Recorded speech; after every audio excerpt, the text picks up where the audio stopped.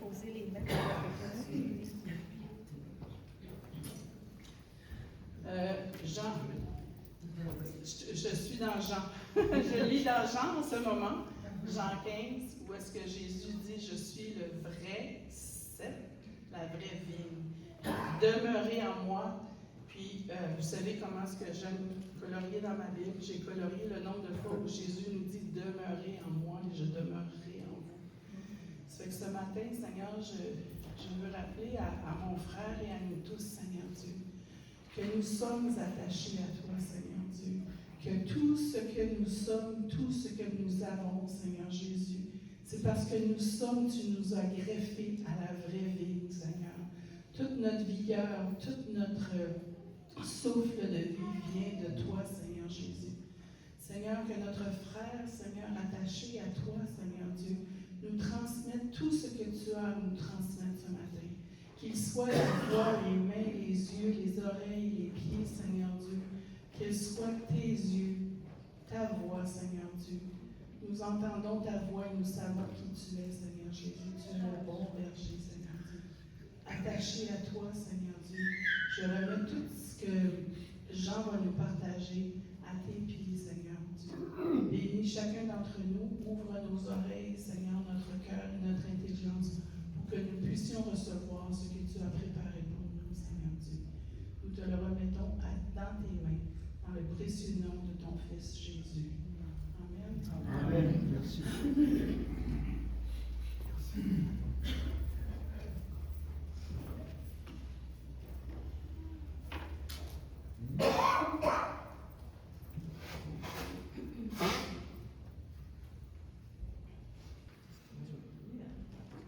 Merci Seigneur. Nous t'accueillons ce matin. Au nom de Jésus. Tu es le bienvenu. Quand tu nous exhortes ce matin, tu dis là où deux ou trois chrétiens sont réunis en ton nom, tu es présent au milieu. Amen. Donc il est ici. C'est ta parole. Seigneur, merci aussi pour la grâce et le privilège que tu m'as donné, Seigneur, de partager ta parole. Seigneur, tu dis, Seigneur, de partager l'évangile du Seigneur Jésus-Christ, l'évangile de la grâce de Dieu. Aide-moi, Seigneur, à le faire avec la présence, l'onction et la puissance de ton Saint-Esprit, afin que le nom de Jésus soit glorifié parmi nous, Seigneur. Le nom de Jésus soit élevé, soit glorifié. Que toutes les familles chrétiennes soient affermies. Oh oui, Seigneur. Alléluia. Toutes les familles. Affermies, Seigneur, toi, Jésus. Merci, Seigneur. Que ton Église soit édifiée, solide, sur le roc. Le roc de notre salut, c'est le Seigneur Jésus-Christ lui-même. C'est toi notre salut. Merci Jésus. À toi la gloire. Alléluia. Merci Seigneur. Alors, le titre de ce message ce matin, c'est à propos de deux choses. Le Seigneur veut que nous soyons fortifiés dans la foi. Et c'est pas fini, mais il veut aussi que nous affermir par sa grâce, avec son atout. Amen. Amen. Alléluia. Alors, dans le livre des Hébreux, l'Épître aux Hébreux, chapitre 11, verset 1, ça nous dit, Or, la foi est une ferme assurance. Quand je vois mon frère, c'est pas assurance, c'est assurance. Ça, c'est solide. Et mon frère, le Montréal, je J'aime beaucoup mon frère. La foi est une ferme assurance des choses qu'on espère. Mais ce n'est pas fini. Elle est aussi une démonstration de celles qu'on ne voit pas encore. Et dans la version Bonne Nouvelle aujourd'hui, ça dit, avoir la foi, c'est être sûr. C'est être sûr. Vous n'êtes pas sûr? C'est sûr. Je sais que tu être sûr de ce que l'on espère et avoir la foi aussi, c'est être convaincu. Bien sûr et convaincu de ce qu'on ne voit pas encore. C'est clair. J'aime beaucoup l'évangile parce que c'est clair. Ce n'est pas de la philosophie, ça. Alors, mes bien-aimés, notre foi, c'est notre titre de propriété. Elle est basée sur la parole de Dieu.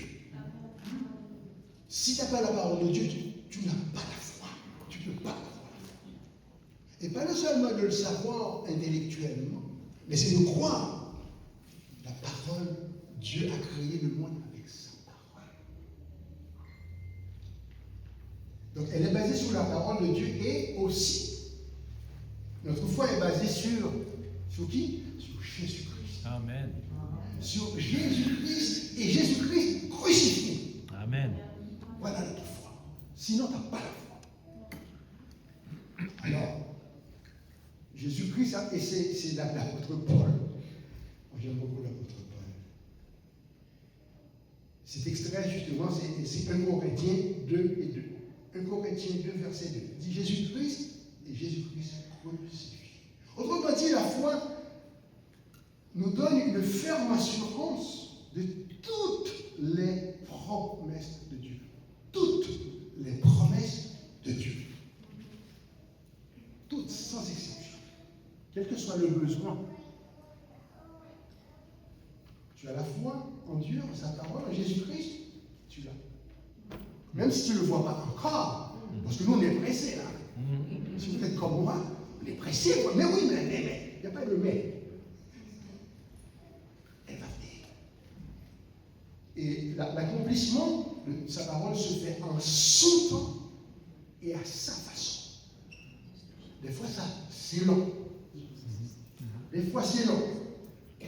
Et on peut tous en témoigner. Il y a des choses, des bénédictions qu'on reçoit tout de suite. Mais des fois, c'est dit, attends. Ma chère dit, oh non. Encore, attends, soutenez-moi. Oui, parce que c'est notre chair.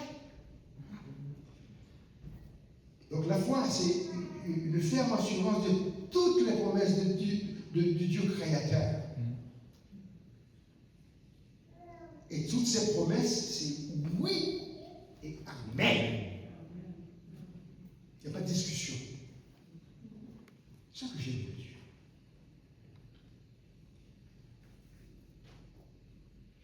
Parce que notre Sauveur bien-aimé Jésus a tout accompli. Tout accompli. Il a tout accompli. Tout.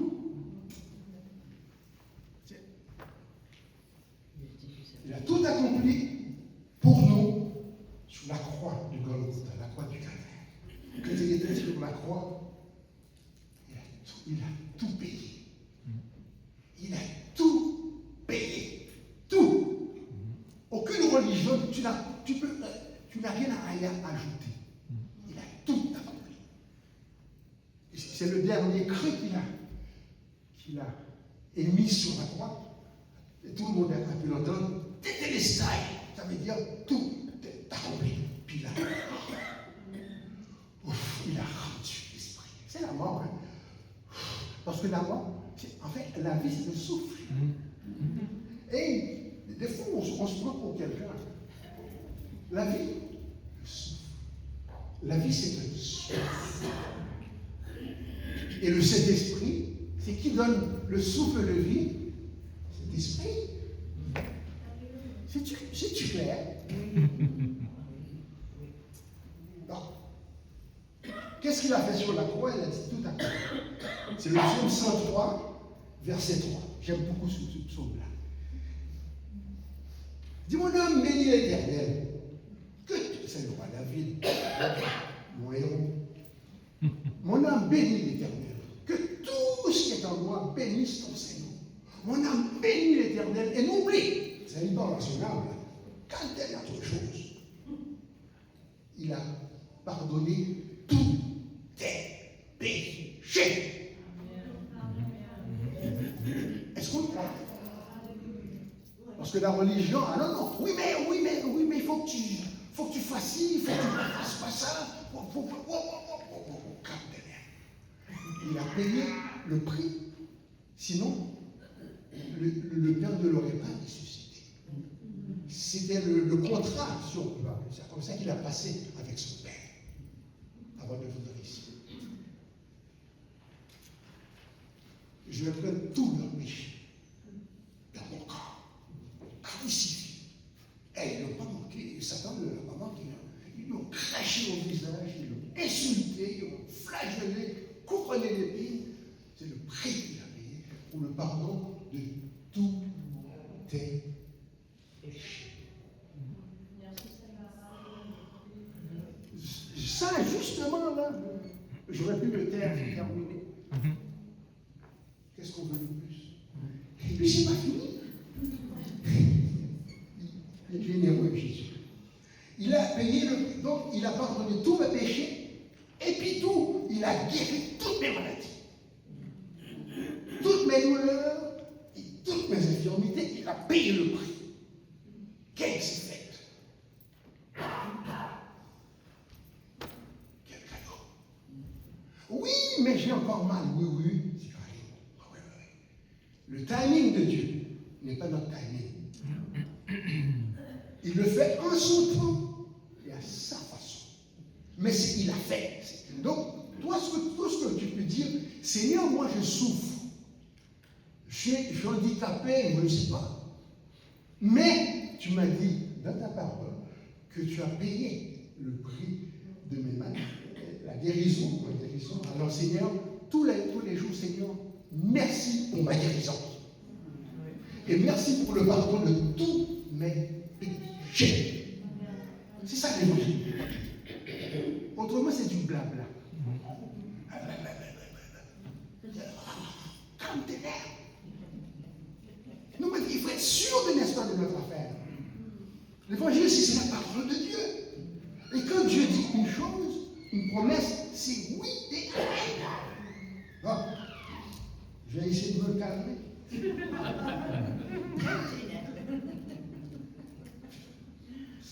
Autrement dit, nous n'avons rien à ajouter à ce que lui a fait.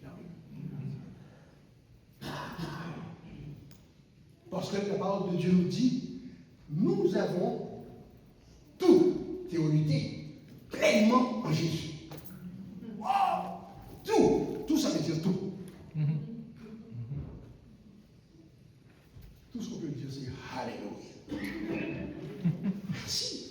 La parole de Dieu nous dit, ça c'est l'apôtre Jean, un autre qui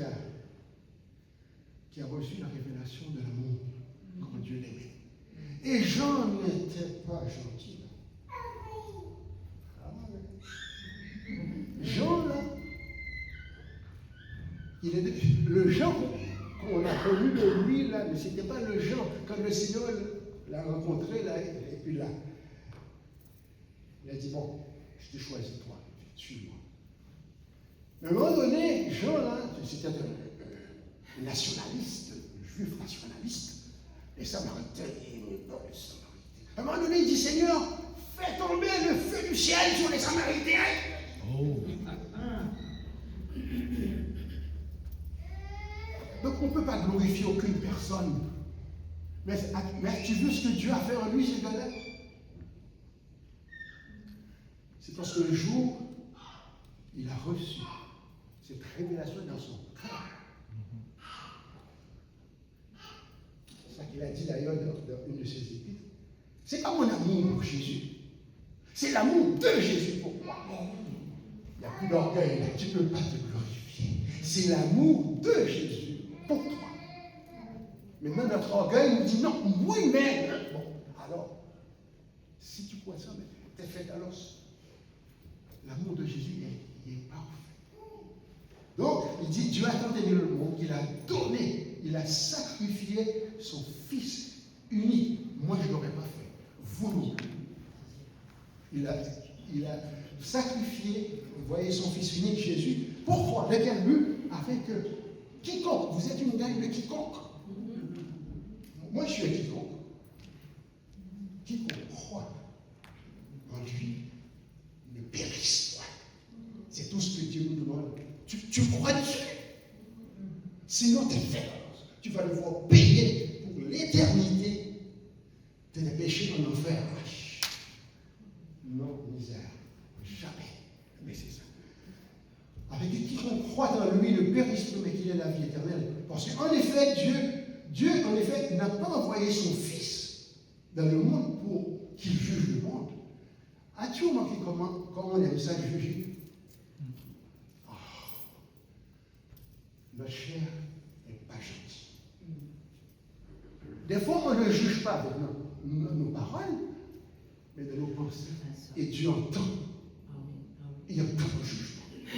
De quel droit tu juges quelqu'un? Qui es-tu, toi? Dieu lui-même n'a pas jugé le monde. Il est venu donner sa vie pour le monde. C'est ça l'évangile, c'est la bonne nouvelle. Donc il n'a pas envoyé Jésus dans le monde pour qu'il juge le monde, mais pour que le monde soit sauvé par lui. Donc c'est Jean 3, 16, 17. Et dans Jean 1, c'est ça, hein? 1er Jean, chapitre 3, c'est ça.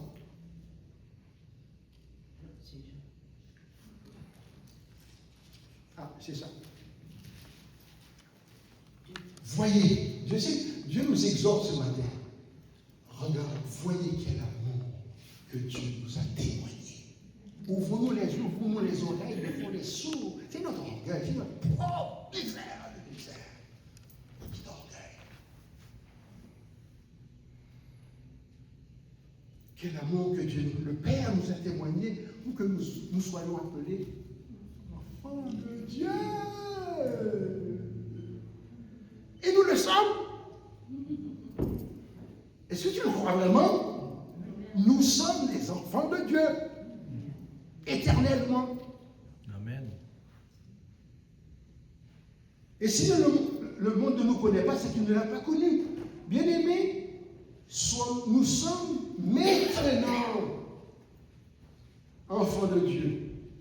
Et ce que nous serons n'a pas encore été manifesté, mais nous savons que lorsqu'il paraîtra, nous serons semblables à lui. Nous allons ressembler à Jésus après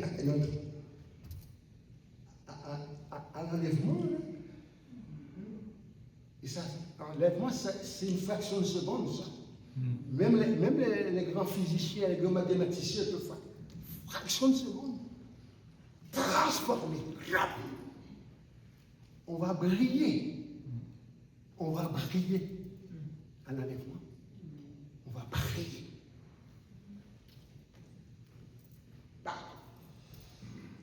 Et c'est en vertu de cette volonté que nous sommes sanctifiés, c'est-à-dire mis à part, choisis.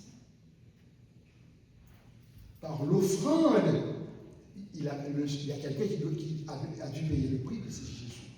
Par l'offrande du corps de Jésus-Christ, une fois pour toutes. On a de la misère à croire. Quand je vous regarde, quand je nous regarde,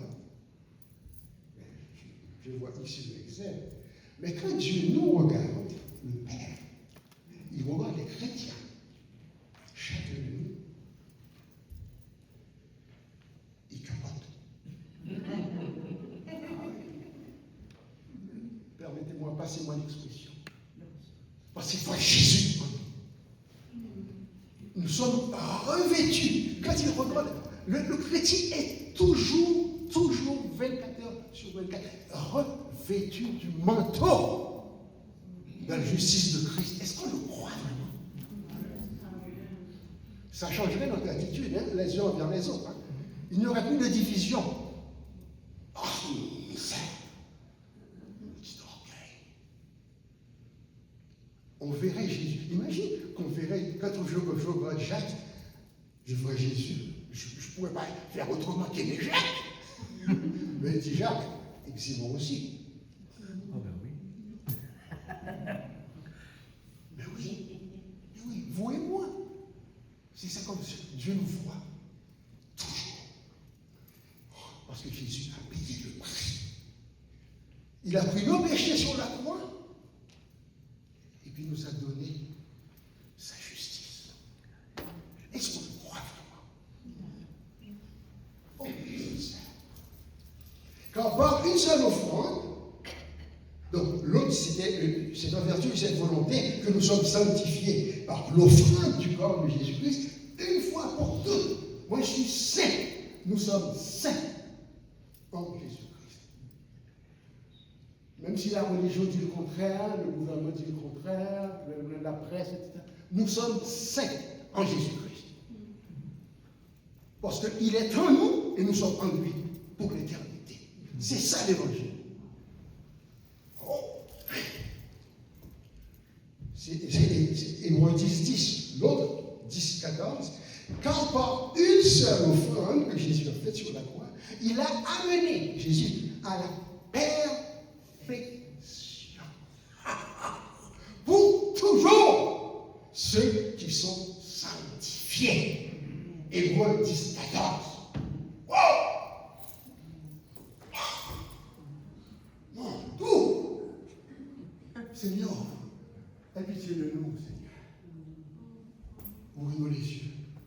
C'est notre rancœur, notre chair n'est pas gentille. Je vous le dis, notre chair n'est pas gentille. Elle est vendue au péché. C'est ce que le Saint-Esprit nous atteste aussi qu'après avoir dit, c'est le Saint-Esprit. Le Saint-Esprit, c'est Dieu, hein, la troisième personne de la Sainte Trinité. Ce n'est pas un esprit comme ça, l'Esprit de Dieu, c'est Dieu. Il a dit, voici l'alliance que je ferai avec eux. Après ces jours-là, dit le Seigneur, je mettrai mes lois dans leur cœur et je les écrirai dans leur esprit. Et il ajoute, et je ne me souviendrai plus de leurs péchés. Est-ce qu'on le croit vraiment? Dieu ne se souvient plus de nos péchés. Est-ce qu'on le croit vraiment? Amen. Oh, misère. L'évangile, c'est une bonne nouvelle. C'est la bonne nouvelle. Oui. Mais Dieu, donne-nous la grâce de le croire. Enlève les barrières intellectuelles et toutes choses nationales. Enlève ces barrières-là.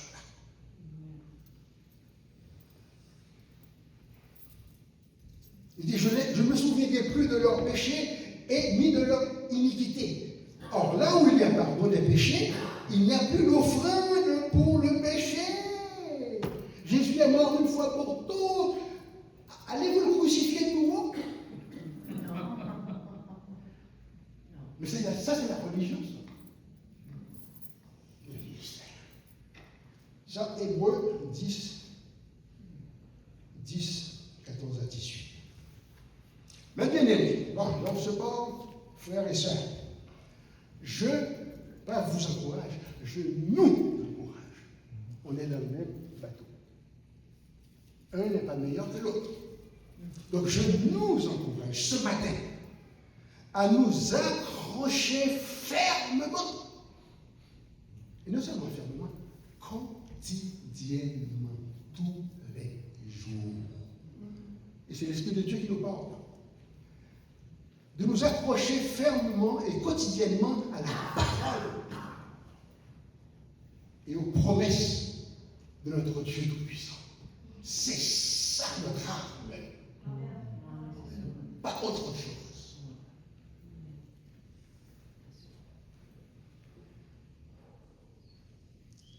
De nous accrocher aux promesses de notre Dieu Tout-Puissant et éternel.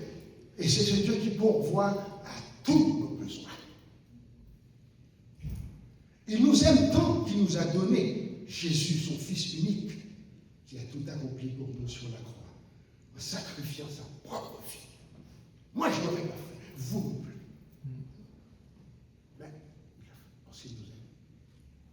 Ah, merci Jésus, merci, merci. Bon. Retenons fermement. Fermement, ça veut dire fermement la profession de notre espérance. Car celui qui a fait les promesses, il est fidèle.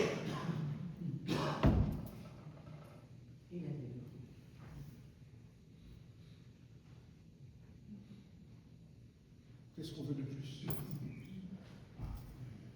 Sinon, ça ne vaut pas la peine, ça ne vaut pas la peine, n'est-ce pas, de vivre, continuer à vivre.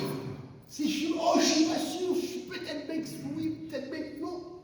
Come on.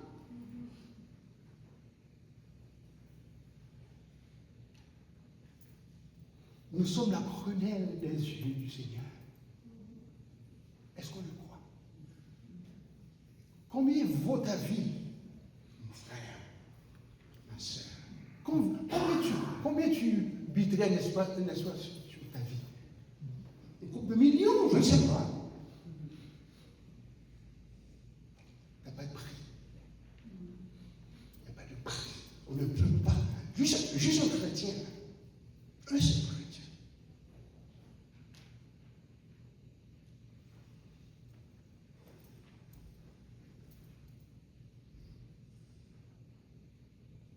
Celui qui a fait les promesses, il est fidèle. On peut le croire. Donc, retenons fermement notre profession de foi, mes amis, notre espérance. N'abandonnons pas notre assurance. Le Montréalais, là. Ah oui, tu m'entends. Pas assurance, assurance. Et ça, c'est tout solide. Assurance. N'abandonnons pas notre assurance à laquelle est attachée une grande rémunération, un grand cadeau. C'est ça notre assurance. Car nous avons besoin de persévérance. Ça veut dire quoi, persévérance? Tu vois, persévérance, je peux t'écouter. Perce, et tu verras. Perce, et tu verras. La persévérance. Donc c'est tous les jours. Je crois, moi je crois, je le professe, je le confesse, je le crois.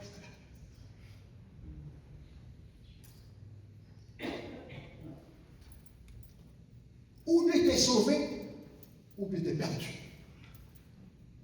Si après 40 ans de vie chrétienne, tu doutes encore de ton salut, ouf, misère. Mais ça arrive, ça.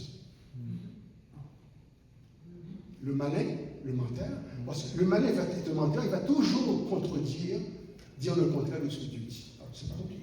Bon. Alors, nous avons besoin de persévérance afin que, après avoir accompli la volonté de Dieu, nous obtenions ce qui nous est promis. Donc c'est Hébreux 10, 35 à 36.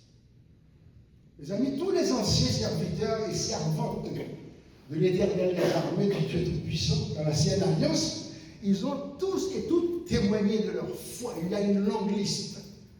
Comment ça, Abraham, Moïse, David, etc.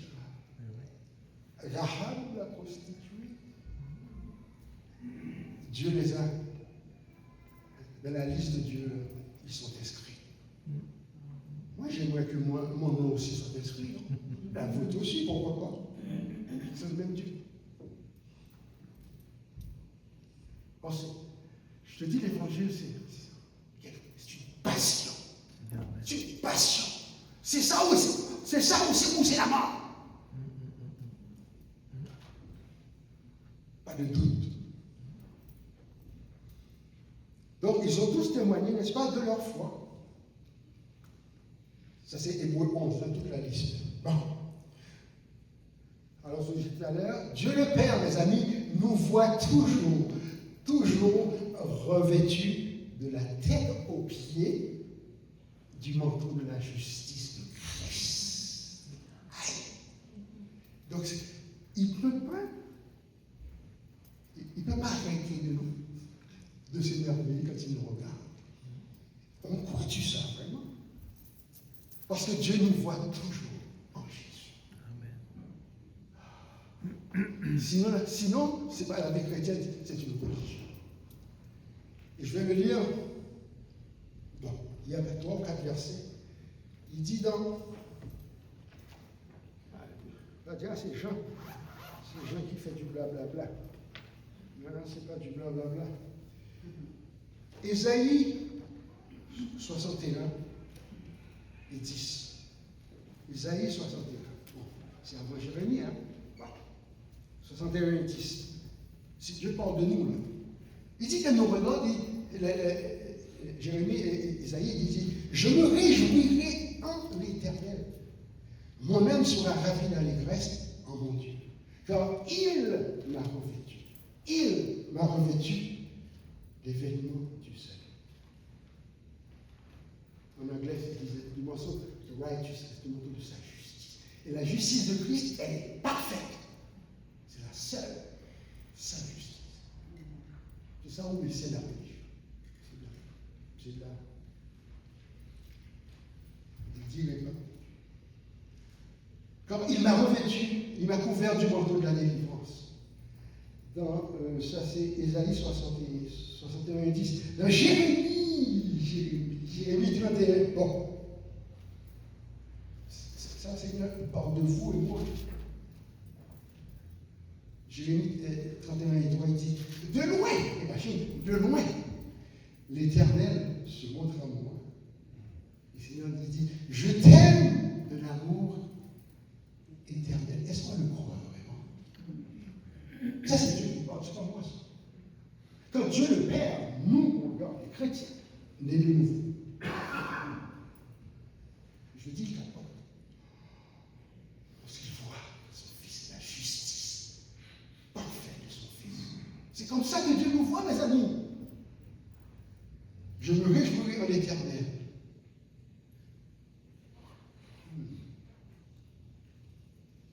C'est ça. L'Éternel se montre à moi. Je t'aime de l'amour éternel, c'est pourquoi je te conserve ma bonté. Oh mon Dieu. Et pour finir le Sophonie.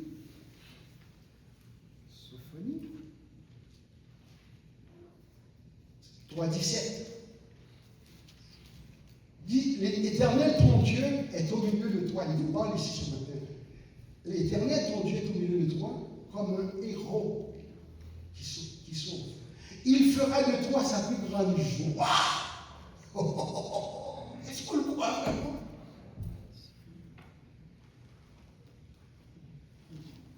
Il fera de toi sa plus grande joie. Il gardera le silence de son amour. Il est tellement amoureux. Nous nous souvenons quand on était amoureux de notre femme, notre épouse. Des fois, on capote, on ne peut même pas. Tu ne peux plus. Tu es tellement exalté que tu ne peux pas parler. Voilà comment Dieu, le Père, nous regarde, nous voit, les enfants de Dieu. C'est pas moi, c'est pas Jérémie qui parle. C'est la parole de Dieu. Il fera de toi sa plus grande joie. Il gardera le silence dans son amour. Et il aura pour toi des transports d'allégresse. Dieu capote littéralement quand il le regarde. Est-ce qu'on le croit vraiment? C'est dans la parole de Dieu, ça. Tu le crois ou tu ne le crois pas? Ça, c'est personnel. Bon, maintenant. Alors là, on passe à un autre chapitre.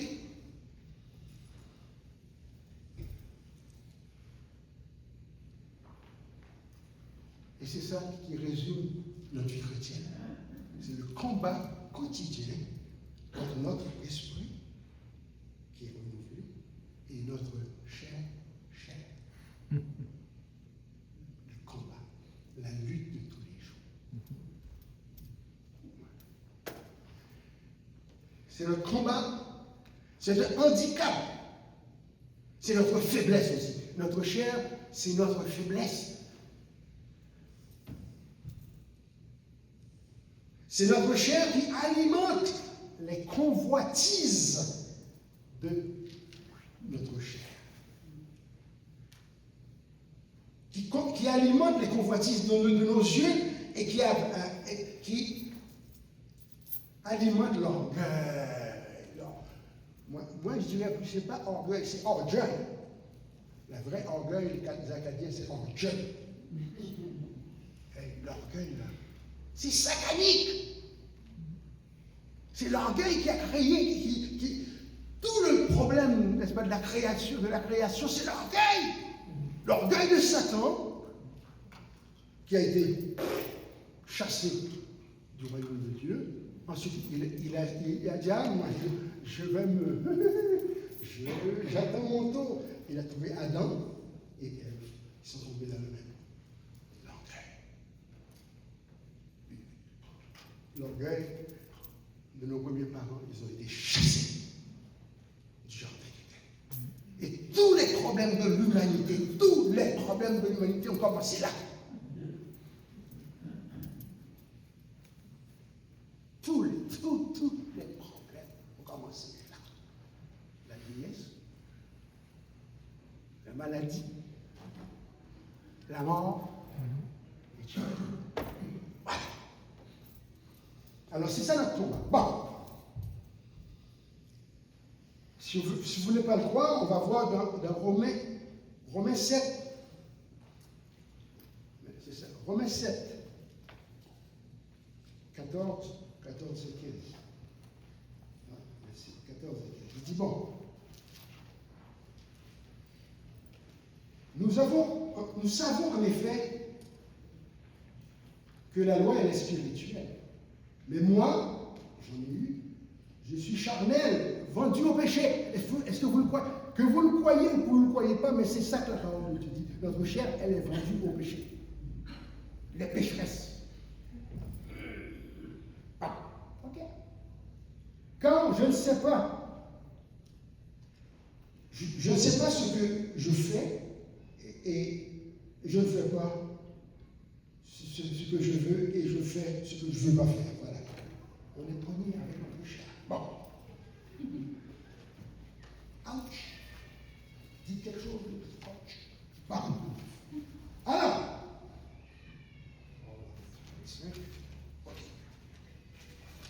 Voilà. Notre chair, elle est vendue au péché. Elle est incapable de se contrôler elle-même. Elle veut toujours se glorifier. Bien sûr. Elle est donc incapable de vivre la vie chrétienne, la vie de Christ, sans la puissance de cet esprit. Tu n'es pas capable. Qui que tu sois, tu n'es pas capable. Tu n'es pas capable. Tu n'es pas capable. C'est ça qui est. Tu ne peux pas vivre la vie chrétienne sans être dirigé par le Saint-Esprit de Dieu. Jésus lui-même, le Fils de Dieu, le Créateur de l'humanité, de la création, il ne pouvait pas exercer son ministère messianique, Jésus, là, sans être rempli du Saint-Esprit. Imaginez-vous et moi. Il ne pouvait pas. C'est pour ça qu'il priait souvent. Parce que dans sa bonté, son amour, sa passion pour l'humanité, il a pris une chair semblable à la nôtre. C'est ça. Bon, sur question. Car la chair a des désirs contraires à ceux de l'esprit, et l'esprit en a de contraires à ceux de la chair. Ils sont opposés entre eux. Voilà le combat que nous avons tous les jours. La chair, l'esprit, la chair. Tu fais dur, hein? C'est ça. Ils sont opposés entre eux afin que vous ne fassiez pas ce que vous voudriez. Donc c'est Galates 5 et 17. C'est ça le combat. Et les œuvres de la chair, mes amis, vous voulez savoir, vous voulez connaître les œuvres de la chair? Mais elles sont évidentes. L'apôtre Paul a très bien écrit dans Galates 5, 19 à 21. Longue liste des œuvres de la chair. Notre chair, c'est ça qu'il peut faire. Il y a une longue liste. Alors, Dieu, oui, moi, c'est vrai, c'est vrai. Ouais. C'est quoi? C'est l'idolâtrie. Non, c'est la débauche, l'impureté, le dérèglement, l'idolâtrie, la magie, les rivalités, les querelles, les jalousies, etc. C'est trop long. Ça pue, ça pue. Ça pue. C'est notre chair. Mon dos. C'est pour ça que, mais alors imagine si tu n'as pas le Saint-Esprit, bon, oublie ça. Mais si tu as le Saint-Esprit et que tu le négliges, tu veux vivre, tu veux te glorifier toi-même devant Dieu, ben, misère. Bon.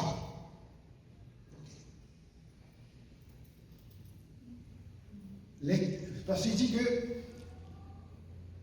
la chair a des désirs contraires à ceux de l'esprit, l'esprit en a des contraires à ceux de la chair. Ils sont opposés entre eux afin que vous ne fassiez pas ce que vous voudriez. C'est l'apôtre Paul qui parle. Ce n'est pas Jean-Rémy. Je le cite tout simplement. Galates 5, 17. Donc les hommes, bon, les œuvres de la chair, l'opposé c'est le fruit de l'esprit. Quelle différence! Nous, de nous-mêmes et notre chair, c'est tout ce qu'on connaît. Le fruit de l'esprit. L'amour, la joie, la paix, la patience, c'est la patience du Christ.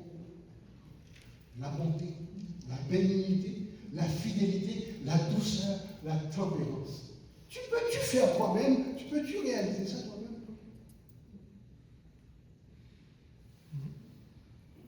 À cause de notre chair. Et vous savez, je fais une petite parenthèse, le Seigneur Jésus, avant d'aller à la croix, dans votre Bible, le Nouveau Testament, Jean, chapitre 17, la plus longue prière que le Seigneur Jésus a faite à son Père avant d'aller à la croix. Est-ce que vous vous souvenez? Parce qu'il savait. Il savait ce qui allait se passer. Il savait. Une division. Oh, misère. Division. C'est tout ce que je... La chair, c'est la division. La division. Misère. Et il continue, la prière sacerdotale, c'est la plus longue prière. Moi, je pense qu'il continue à le faire. Il continue encore à le faire pour son Église, parce qu'il savait que notre chair allait nous pousser à nous diviser. La chair. Misère. Mais, la bonne nouvelle, c'est quoi le remède? Moi, ça j'aime beaucoup, j'étais rapide. Le remède. Le remède à ce combat-là que nous vivons tous les jours, c'est les Galates 5 et 18, l'apôtre Paul a eu cette révélation, il dit, je le dis donc, marchez selon... J'entends pas. L'esprit. Vois-tu, notre chair n'est même pas ça, l'esprit. C'est ça.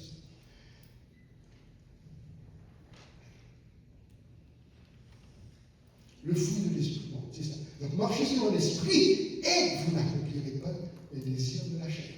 Si vous êtes conduit par l'esprit de Dieu, c'est Dieu ça, l'esprit de Dieu. C'est le Saint-Esprit, c'est Dieu. Le Père, le Fils, c'est l'esprit. C'est pas l'esprit de Dieu. Il dit marchez selon l'esprit et vous n'accomplirez pas les œuvres de la chair. Car la chair a des désirs.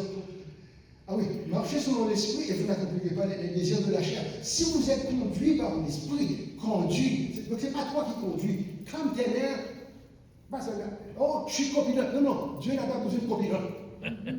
Misère. Une chose parce que l'église n'existe pas. Il n'y a pas de copilote. Tu es en arrière. Et puis lui, de cet esprit,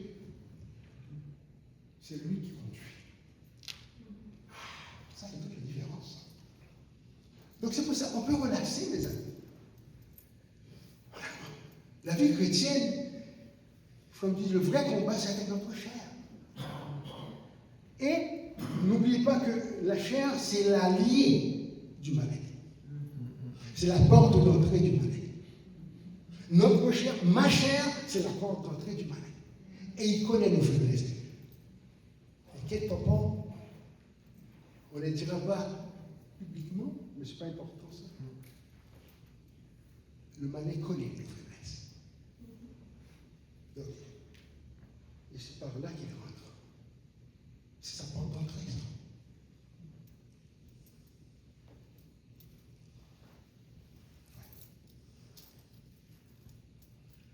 Oh, merci Seigneur. Alors, en conclusion, il y en a qui disent, oh mon Dieu, j'avais hâte d'entendre des conclusions. C'est talent. Tijan est talent. Mais ce n'est pas Tijan. C'est pas moi. Je ne fais que. C'est la parole de Dieu, tu vois. Donc le Seigneur continue d'intercéder pour nous, parce que l'esprit de division, c'est le pire ennemi de l'Église. C'est la division. La division. À cause de notre chair. Notre chair, elle est orgueilleuse. Mon Dieu, qui est orgueilleuse. Alors c'est ça. Alors, seul le Saint-Esprit, il travaille toujours. C'est ça que j'aime de Dieu. Le Père et le Fils et le Saint-Esprit, là, tu parles d'une union parfaite. Là. Il n'y a pas de division entre les trois personnes de cette Trinité. Ils s'entendent toujours. Donc le Saint-Esprit va toujours appliquer, premièrement, il va toujours glorifier Christ.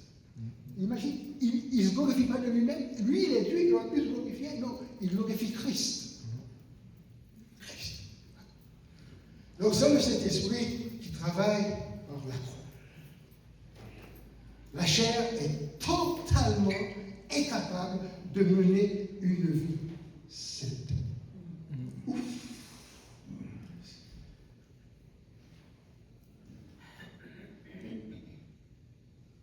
En conclusion, mes amis, je nous exhorte, remettons quotidiennement à Dieu le Saint-Esprit le contrôle absolu de notre vie chrétienne de tous les jours. Seigneur, c'est une des prières qui m'a, j'avais partagé ça déjà, le Seigneur m'avait inspiré. C'est très simple, ce n'est pas une formule, mais c'est ça. Père, aujourd'hui, c'est le 5 juillet 2026. Bon. Vis la vie de Christ aujourd'hui dans ma vie.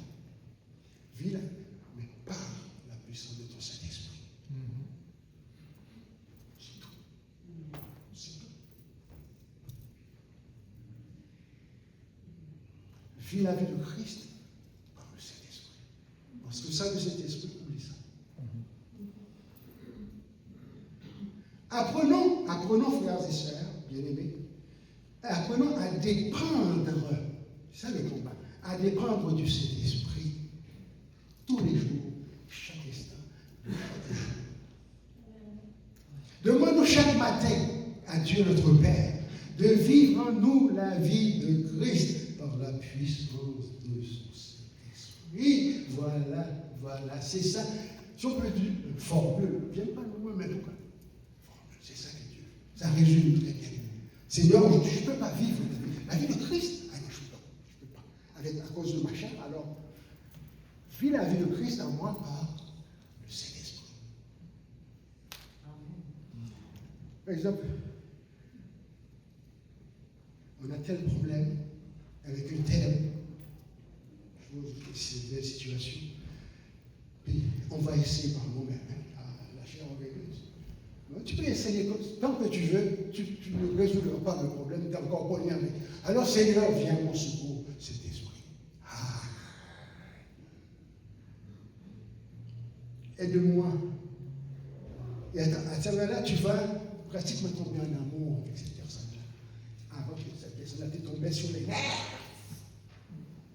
Mais, Seigneur, aide-moi à aimer cette personne-là ou cette situation par la puissance de ton Saint-Esprit. Mais,